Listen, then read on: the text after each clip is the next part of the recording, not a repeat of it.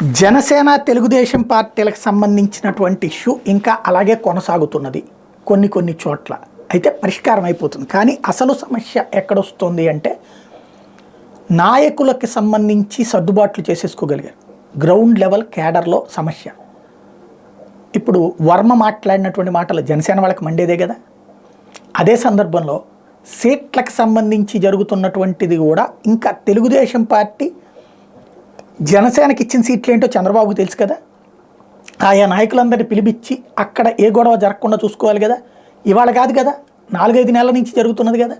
లేదు, అట్లాగే జనసేనని తనకేమేమి సీట్లు వచ్చినాయో తెలుసు కదా. అక్కడున్న తన వాళ్ళందరినీ పిలిపించి మిగతా వాళ్ళతో గొడవ లేకుండా సెటరేట్ చేసుకోమని చెప్పాలి కదా.